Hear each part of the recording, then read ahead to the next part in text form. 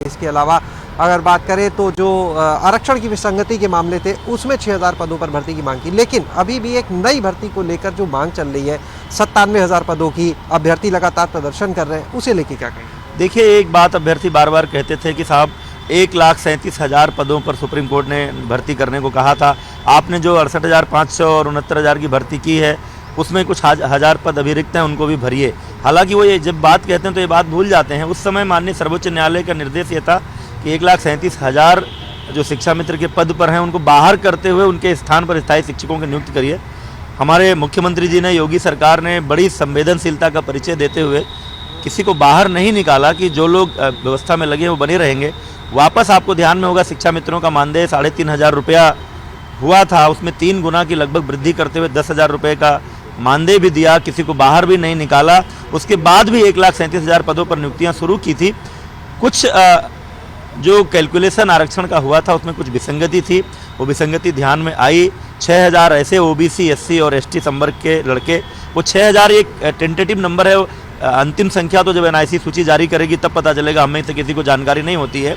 वो 6,000 हो, 6,500 हो, जो भी संख्या होगी उनकी भर्ती करेंगे। और फिर उसको जोड़कर जब हमने देखा तो हम लगभग 1,20,000 पदों पर नियुक्ति कर चुके होंगे। इसलिए शेष बचे 17,000 जो अभ्यर्थियों की मांग होती थी कि आप 1,37,000 पूरा करो, उस 17,000 के लिए नई भर्ती की घोषणा भी माननीय मुख्यमंत्री जी के निर्देशानुसार हम लोगों ने कर दी है। सर, आरक्षण की विसंगति की बात सामने आ चुकी है। इन अभ्यर्थियों ने लंबे समय तक प्रदर्शन किए, कई बार आपके आवास का भी घेरा हुआ, लाठियां भी चली। जिम्मेदार जो अधिकारी हैं, क्या उन पर भी कोई कार्रवाई होगी या नहीं? देखिए, प्रथम दृष्टया तो लगता है कि जानबूझकर किसी ने ऐसा नहीं किया। आरक्षण में तमाम परम्यूटेशन कम्बिनेशन होते हैं, हॉरिजॉन्टल रिजर्वेशन, वर्टिकल रिजर्वेशन।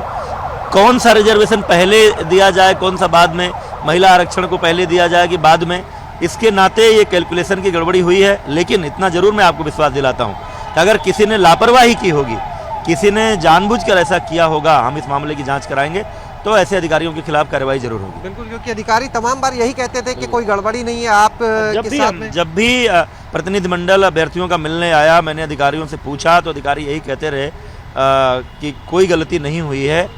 तो जब संज्ञान में आ गया माननीय मुख्यमंत्री जी को और हम सभी को की गलती हुई है, उसके सुधारने का निर्णय लिया गया। यानी आपको भी कह सकते हैं सरकार को भी भ्रमित करते रहे अधिकारी?